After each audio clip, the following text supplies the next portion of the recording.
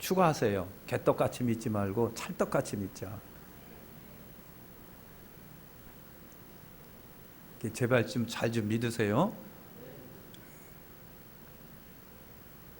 그러니까 믿음이라고 하는 것은 솔직히 말해서 내 주머니에서 내 보이는 것도 아니고, 그러니까 누누이 강조하지만 믿음은 안 보이는 게 아니라 보이는 거라고 그랬잖아요. 그죠? 믿음은 안 보이는 게 아니라 보이네요. 그러니까 여러분이 저한테 믿음을 보고 저는 또 여러분을 통해서 믿음을 보는 거예요. 믿음은요, 단어 자체는 추상적인 거예요. 무슨 이렇게 찡 보이는 것도 아니지만, 근데 믿음은 성경적으로 보면 믿음은 보이는 거다. 그래서 예수님도 그 믿음을 보시고 그런 표현을 많이 썼어요. 믿음은 보인다. 뭘 통해서 보이는 거예요? 하는 행위를 통해서 믿음이 보인다고 그러는 거예요. 믿은 행위를 통해서. 큰 것부터 작은 거에 이르기까지 하는 일을 보면 믿음이 있는 사람이다, 없는 사람이다를 안다는 얘기예요. 작은 일이든 큰 일이든 믿음을 통해서 예수님은 믿음이 좋으네, 그걸 본다는 얘기예요. 훌륭한 믿음의 용사들이 다 되시길 바랍니다. 네. 그래서 옛날 군강사들이 그랬잖아요. 잡사가 되지 말고 뭐가 되라? 집사가 되라. 여러분, 훌륭한 믿음의 용사들이 다 되시기를 바라면서. 자, 오늘 우리가 읽은 이 말씀은요, 이제 세 가지 주제를 갖고 있어요. 하나가 뭐냐면, 예수님께서 나 잡히고 고난받고 죽을 거다를 성경으로 보면 3번 예수님이 하셨어요. 3번. 그 중에 이제 오늘 거가 마지막 3번째예요. 마지막 3번째. 지금 예수님이 지금 제자들과 함께 가고 계시거든요. 가고 계신 이 길이 예루살렘으로 가는 길이에요. 예루살렘으로 가는 길인데, 그 예루살렘으로 가는 이 길이 무슨 길이냐면 죽으러 가시는 길이에요. 죽으러 가시는 길. 예수님이 그걸 알고 계신 거예요. 이 길이 이제 나한테는 이 땅에서의 마지막 길이구나. 예루살렘에 올라가면 잡히겠고 고난받고 침뱉음을 당하고 그리고 죽겠지. 예수님이 그걸 아세요. 오늘 말씀에 보면은요, 예수님이 제자들과 함께 가시는데, 예수님이 앞에 가시고 제자들이 뒤따라가는데, 예수님의 뒷모습에서 슬픔이 묻어 나오는 거예요. 오늘 말씀에 보세요. 그렇게 되어 있습니다.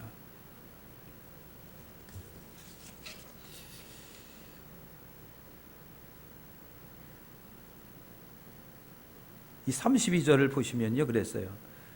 예루살렘으로 올라가는 길에, 이게 마지막 예수님이 예루살렘 십자가 지기 위해서 올라가는 길이에요.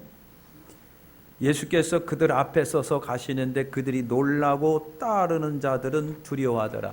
이게 뭐 때문에 놀라고 뭐 때문에 두려워했을까요? 예수님의 등을 보니까, 예수님의 이렇게 등을 보니까, 따라가는 제자들 등을 보니까, 여러분, 거기에 슬픔과 애절함이 묻어 있는 거예요.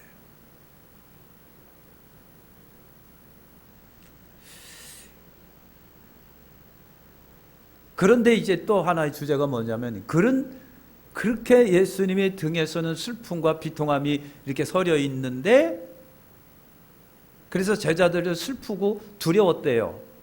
슬프기도 하고 한편으로는 두려웠다라고 표현되고 있습니다. 느끼는 거가 있었던 것 같아요. 그죠? 그런데 여러분, 그 다음서부터 보니까, 그런데 제자들은 뭐 했다? 제자들이 뭐 했다고요? 예수님한테 자리 달라고 요구했다는 거예요. 예수님, 우리를 하나는 좌편에 하나는 우편에 앉게 해주세요. 청탁입니다. 청탁이에요. 마태복음에 보면은 야고보와 요한 같은 경우는 어머니까지 등장시켜서 어머니까지 와갖고 예수님, 우리 아들들을요 하나는 우편에 하나는 좌편에 앉게 해주세요. 이렇게 청탁했다는 얘기예요. 예수님이 지금 마음이 지금 슬프고 고통스럽고 두려운데 예수님 마음 따로 제자들 마음 따른 거예요. 이걸 준비하면서 생각해보면서 주님 마음은 이렇게 있는데 목사 마음은 다른 데가 있다. 콩밭에 가 있다. 예수님 마음은 이런데 교인들의 마음은 따로 있다. 이게 얼마나 비통하고 절통하겠느냐고요. 주님과 마음이 하나가 돼서 같은 마음으로 가야 되는데 권사 따로, 장로 따로, 집사 따로, 목사 따로 해 전부 다. 그리고 엉뚱한 거 요구해. 지금 주님은 비통한데 예수님, 나 이 자리 주세요. 내가 할 만하잖아요. 이 자리 주고 저 자리 주고 그랬어요. 뭐 좋은 게 좋은 거니까 그렇게 했다는 얘기예요. 얼마나 비통했을까.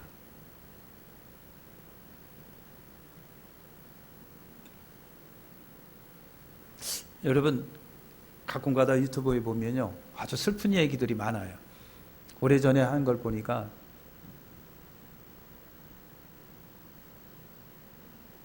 아이 둘을 낳은 엄마가 어떤 암으로 아파갖고 병원에 갔더니 암 선고를 받았던 거예요. 준비하셔야 되겠네요. 하늘이 무너져요. 애들은 어떡하지?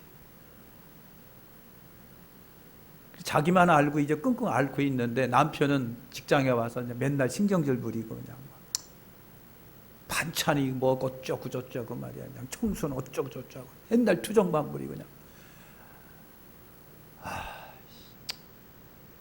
그런 아내의 마음이 어떨까요?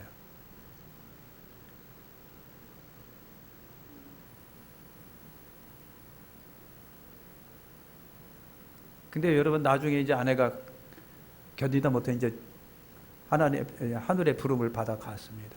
뒤늦게 이제 그 남편이 말이야 내가 몰랐다. 그 무슨 소용이 있겠느냐고요. 우리 예수님의 마음이 그럴 수도 있다는 얘기. 예수님은 마음은 이런데 지금 교인들은 엉뚱한 마음에 엉뚱한 곳에 꽂혀 있고 그냥.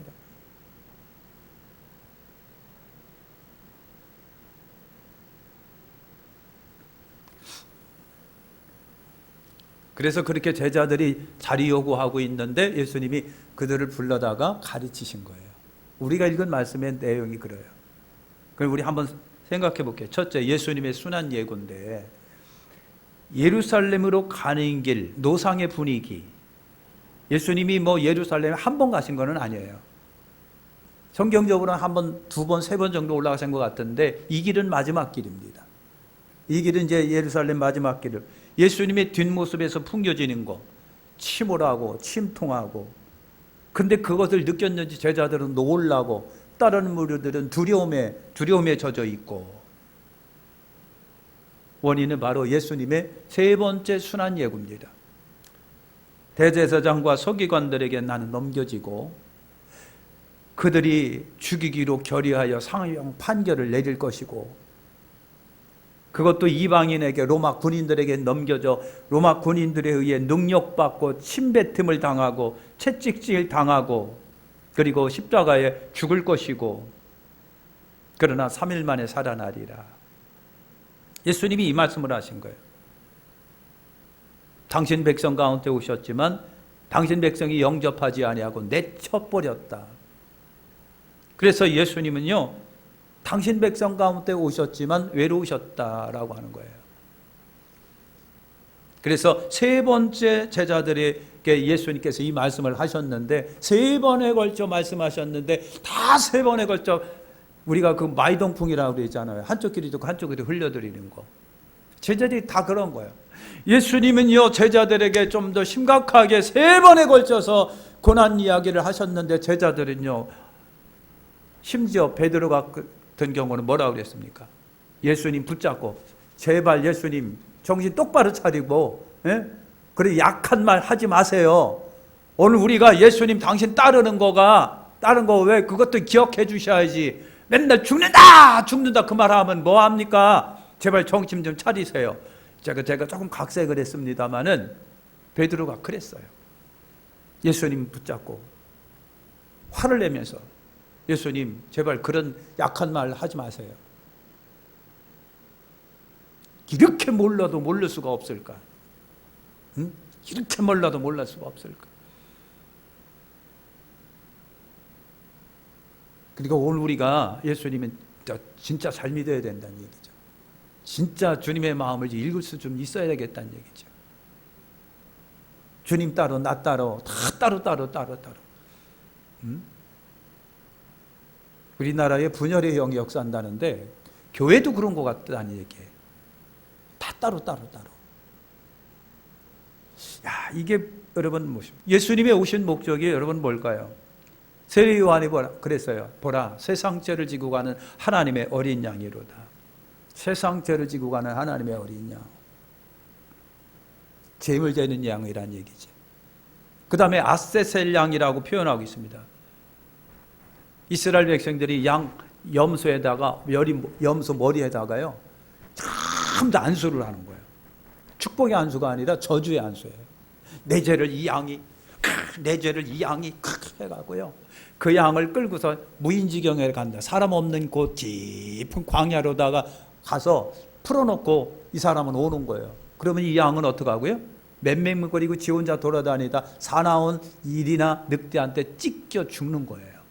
이것을 아사셀 양이라고 합니다. 그러니까 우리 예수님께서 오늘 우리 저와 여러분들의 모든 흉악한 죄를 다 뒤집어 쓰고 아사셀 양처럼 여러분 십자가에 못 박혀 죽으신 거예요. 피 흘려서 죽으셨다. 우리 예수님이 아사셀 양이라고 하는 거예요. 나의 죄를 위해서 그랬다는 얘기죠. 교활하고 간사한 죄를 위해서. 예수님께서 3번에 걸쳐 그렇게 강조하셨어요. 대속제물이 되시기 위해서, 인류의 죄를 구속하기 위해서, 속량하기 위해서, 제물 되기 위해서 오셨다고 말하고 있습니다. 예수님도 인간으로 오셨기 때문에 두려우신 거예요. 우리는 예수님을 볼 때 하나님의 아들, 하나님이신 예수님만 보지만, 죄송하지만 예수님도 인간으로 오셨습니다. 예수님도 아프면 아프고요, 배고프면 배고프고요, 감정이 있으셔 갖고요, 상한 감정 있을 때가 많고요, 그랬다고요. 우리 예수님도 인간으로 똑같은 인간의 삶을 희노애락, 애호욕 다 갖고 살아가셨다고요. 그러니 앞으로 십자가를 바라볼 때 예수님도 두렵고요, 걱정스럽고 무섭고 두렵고 하시고 싶지 않아서, 그래서 예수님이 하나님께 기도했으면, 하나님 이 잔을 내게서 좀 지나가게 해주시면 안 되겠느냐고. 너무 무섭고 두렵기 때문에. 그런데 예수님은요, 내 원대로 마시고 아버지 원대로 되기를 원합니다 하고 기도를 정리하고요, 십자가에 당당히 가십니다. 여러분, 도살장으로 끌려가는 어린 양의 심정으로 예수님이 지금 예루살렘으로 올라가고 있는 거예요. 피하고 싶은 길, 가고 싶지 않은 예루살렘이 깃길이에요. 그래서 예루살렘은요, 신의 아들을 죽인 도시라고 명명 붙습니다. 하나님의 아들을 죽인 도시 예루살렘. 예수님 등에서 풍겨지는 그와 같은 우울함의 모습이 있는데, 그런데 제자들은요, 주님의 그 말 못할 심정을 아는지 모르는지 뒤에서, 야, 오른편에 누가 앉아야? 그래도 내가 앉아야 되지 않냐? 왼편은 누가 앉아야 돼? 그러면서 자리 싸움하고 있는 거예요. 자리 싸움. 예수님이 좀 어떻게 해가지고 좋은 보직 좀 주시면 좋겠다는 얘기예요. 심지어 야고보 요한은 어머니까지 등장시켜서 어머니까지 치맛바람이 일으키면서 우리 두 아들을 양쪽에 우편에 좌편에 앉게 해주세요 그랬습니다. 여러분, 예수님의 등에서 풍겨지는 우울함의 침울한 분위기를 제자들은요 그렇게 뒤통수 치는 모습으로 예수님께 자리 요구를 하고 있는 거예요. 어쩌면 그렇게 예수님의 마음을 못 읽고 있을까? 답답하죠.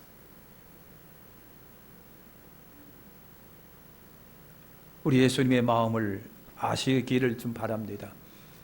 예수님이 가시지는 이 갖고 싶지 않는 그런 심적인 부담감, 그 부담감이 얼마나 크셨을까? 생각해 보면요, 우리들의 죄값이 그처럼 크다고 하는 반정이기도 여러 번 한 거예요. 우리 죄값은 하나님의 아들이 나 대신 죽어야 할 만큼 큰 죄, 그걸 예수님이 다 뒤집으시고 다 집으시고 예수님 때문에 해결되었으니 우리는 감사할 뿐인데, 사랑하는 성도 여러분, 우리 주님의 마음을 읽을 수 있는, 그러기 위해서는요 주님과 함께 늘 같이 동행해야 되겠죠, 그렇죠? 따로따로가 아니라. 두 번째는요, 제자들의 자리 요구가 이제 35절, 45절에 있는 겁니다. 침울한 분위기가 반전되어 있는 듯, 침울하고 우울하고 놀랍고 두려운 분위기인데 제자들의 마음은 온통 그들의 제자들의 마음을 사로잡고 있는 것은 뭐다? 그 자리. 지금 착각하고 있는 게 제자들이에요. 예루살렘으로 올라가니까 뭔가 예수님이 엄청난 거대한 무슨 어떤 혁명을 일으켜 갖고요. 그래가지고 지금 다 몰아내고 자리냥 막 왕이 되고, 그러면 자기들은 베드로는 뭐 우편에 하고 그냥 국무총리 좀 하고 경제부 장관도 하고, 나는 외교부 장관 할게. 너는 뭐 할래? 그래, 나는 대사를 할까? 지들끼리 지금 자리 싸움하고 있는 거예요. 여러분, 이런 분위기예요. 그러니까 제자들의 마음은 온통 제자들의 마음을 사로잡고 있는 것은 자리였다. 얼마나 그들 강한 분위기인지요. 예수님이 뒤에서 풍겨지는 우울함을 능가하는 거예요. 지금 제자들이 그런 거예요. 야고보와 요한이 주님을 면담만 합니다. 마가복음에는 없습니다. 마태복음에 보면 야고보 요한의 어머니가 등장시킵니다. 어머니를 등장시킵니다. 그래서 우리 구하는 바를 들어주세요. 여러분, 직설적으로 예수님께 그랬어요. 야고보 요한이 예수님께 우리 요구를 들어주세요. 직접적으로 청탁했다는 얘기입니다. 이렇게 참 용감한 건지 뻔뻔스러운 건지 아는지 모르는지 아버지는 그랬어요. 야고보와 요한이 몰래 주님 곁에 와, 예수님 우리 요구를 좀 들어주세요. 당연하듯. 어떻게 보면요, 야고보와 요한 같은 경우는 배와 그물과 아버지와 종들을 버리고 예수님 따른 사람들이에요. 그러니까 그런 요구를 할 수도 있겠다는 생각을 합니다. 주님 우리가 다 버리고 왔잖아요. 주님을 위해서 배도 버리고 아버지도 버리고 그물도 버리고 다 찼잖아요. 그러니까 그 보상해달라는 얘기죠. 그러면서 말을 하는 거예요. 우리 구하는 바를 들어주세요. 무엇 하기를 원하느냐? 주의 영광 중에 둘을 좌우편에 앉게 해주세요. 너희가 구하는 것을 알지 못하는구나. 너희들이 내가 마시는 잔을 마실 수 있겠는가? 내가 받는 세례를 너희가 받을 수 있겠는가? 하고 물어보니까 예, 마실 수 있고 받을 수 있다는 거예요. 그래서 예수님이 그랬어요. 그렇겠지. 잔을 마실 수 있겠지. 받는 세례를 받을 수 있겠지. 그러나 좌우편에 앉는 것은 내가 줄 게 아니라 하나님이 준비된 사람들에게 줄 것이야요. 그렇습니다. 준비된 사람에게 주겠다. 여러분, 제자들의 마음이 어디에 있는지를 아는 대목이에요. 그들이 왜 예수를 따랐을까? 미안합니다만 부귀영화한 거예요. 부귀영화예요. 주님이 누누이 말씀하셨습니다. 제자들의 마음속에는요, 주님 덕분에 뭔가를 좀 한번 얻어보겠다. 영광을 누려보겠다. 높은 자리를 얻어보고 명성을 얻고 내 이름을 내걸고 뭐 돈도 벌고 대접도 받고 해보겠다는 얘기겠죠. 그래서 야고보와 요한이 두 형제가 예수님께 온 거예요. 예수님, 아버지 버렸고요, 배 버렸고요, 그물 버렸고 우리 직장 버렸습니다. 부모 버렸습니다. 그리고 주님 따르잖아요. 그거에 대한 대가는 해주셔야죠. 대가는 좀 해주셔야죠.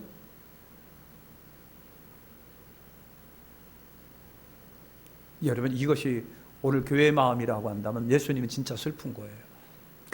비통한 거예요. 이것이 예수 믿고 교회 다니는 목적인가? 진정한 믿음의 이유를 오늘 우리는 저나 여러분 찾아야 됩니다. 교회의 진정한 목적은요, 이 땅에 있는 것이 아니라 하늘에 있단 말이죠. 그런데 우리는 이 땅에서 뭔가를 한번 결정을 봐보려고 하는 우리의 소망은 하늘에 있다. 할렐루야. 그래 41절에 보니까요, 야고보와 요한이 그렇게 하니까 제자들이 분위기가 아주 싸늘해졌다 그랬습니다. 싸늘해진 거예요. 열 제자가 야고보와 요한에게 화를 냈다 그랬습니다. 왜 화를 냅니까? 질투야 경쟁심 때문에 그런 거예요. 질투와 경쟁심. 아니 저 사람 저렇게 됐는데 우리는 뭐야? 어? 아 왜 우리는 뭐 이거고 뭐 저 사람한테 저런 자리를 준데 우리는 왜 이런 겁니까? 우리는 뭐 케밥에 도토리입니까? 뭡니까? 찬밥입니까? 질투와 경쟁심이에요. 여러분 제자 모두가 부귀영화를 누려보고 싶은 거 그거예요. 그러니까 여러분 변화받지 못한 교인들, 변화받지 못한 제자들의 속사정을 지금 우리가 보고 있는데 이러한 변화받지 못한 이 마음들 이것 때문에 교회는 뭐가 일어난다? 싸움과 다툼이 일어난다. 싸움과 다툼이 일어난다. 제자들은 주님의 말씀에 전혀 변화가 일어나지 않은 거예요.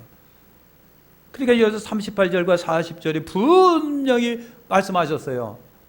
내 잔을 마실 수 있나? 내가 받을 세례를 받을 수 있을까?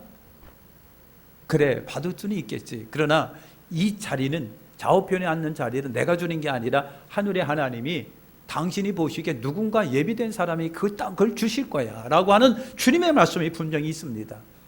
근데 지금 그 말씀 끝나기도 전에 지금 제자들은요 싸늘한 분위기가 돼서 야고보가 요한을 눈 째려보면서 그냥 막 그러는 거예요. 지들만 말이야 실만. 그래서 말씀에 깨달음이 없는 사람들이 많으면 교회는 어지럽다. 교회는 어지러워요. 세상 단체 뭐 똑같지요. 뭐 뇌물 오고 가고 뒷거래하고 깔고 뭉개고 이 사람이 비리를 같은 단체인데 이 사람의 비리를 갖다 은근히 제3자를 통해서 검찰에 고발하고 별 오물딱지 일을 다 벌어지는데 교회도 여러분 그렇지 않겠느냐라고 하는 거. 깨달음이 없을 때, 말씀에 깨달음이 없을 때. 그래서 두 마음을 이길 수 있는 겁니다. 예수님의 마음, 제자들의 마음. 예수님의 마음은요 인류 구원의 마음, 구원을 위한 마음. 여러분 쉬운 방법이 아닌 십자가를 지겠고 죽음으로 인하여 세상을 구원하겠다는 주님의 마음. 오히려 배반당하고 능력받고 채찍질당하고 침뱉음을 당하고 처절한 처형과 십자가를 통해서 저들을 구원하겠다는 비장한 각오가 예수님의 마음이라고 한다면 제자들은 여러분 뭐예요?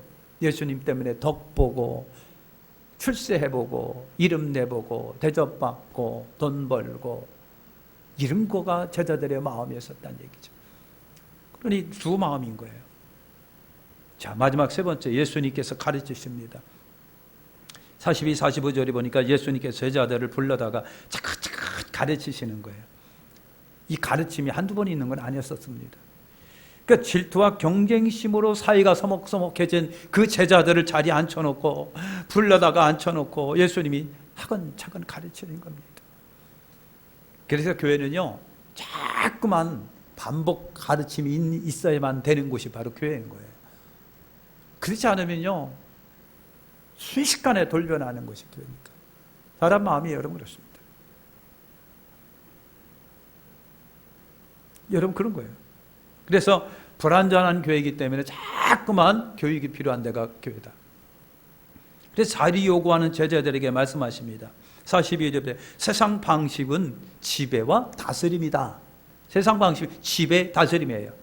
권력을 얻고 권력으로 지배하고 다스리고 권력을 얻기 위해서 뇌물 주고 폭력 행사하고 수단 방법을 가리지 아니하고 얻게 되면 이제까지 내가 투자했던 걸 회복하기 위해서 수단 방법 가리지 아니하고 걷어들이고 그러면 유지하기 위해서 또 불의한 방법을 사용하는 데가 세상 방식이다. 세상 방식이 그렇다는 얘기입니다. 예수님께서 그랬어요. 세상 지도자들은 지배자들은 세상 방법은 이렇다. 그러나 교회 제자들과 교회 방식은 여러분 뭘까요? 예수님이 그러셨어요. 43절과 40. 크고자 한다면 섬기는 자가 되어라. 으뜸이 되고자 한다면 그 사람의 종이 되어라. 여러분 그랬어요. 지배와 다스림이 세상 방식이라면 교회 방식은 종과 섬김이 그 방법이라고 하는 거예요. 종의 위치에서 섬기고 또 섬김이 우리들의 생활 방식이 되어야 된다. 그러니까 세상 방식과 교회 방식이 얼마나 차이가 있는 건가요? 이걸 잊지 마시라고 하는 거예요. 그걸 잊어버리게 되면 교회는 세상과 똑같아지는 거예요. 세상이 지배와 다스림이라고 한다면 교회는요, 종과 섬김이라고 하는 거예요. 하늘과 땅 차이예요. 그걸 잃어버리니까 교회는 맨날 싸움과 다툼이 일어나는 거지 않습니까? 시기 질투하고 싸우고 그냥 막. 예수님께서 45절에 뭐라고 여러분 말씀하시는 겁니까? 예수님께서 45절 인자가 온 것은 섬김을 받으려 함이 아니라 도리어 섬기려 하고 자기 목숨을 많은 사람의 대속물로 주려 함이니라. 여러분 주님이 그러셨잖아요. 예수님이 낮고 천하인 곳에 오셔갖고 섬기려고 오셨고 어떻게 죽기까지 섬기려고 오셨고 말이죠. 실제로 예수님이 그렇게 하셨고 이것이 하나님 나라 방식이고 교회 방식이라고 하는 겁니다. 예수님의 정신이 살아 숨쉬는 곳이 어딘가요? 교회라고 하는 것입니다. 기도하겠습니다. 하나님,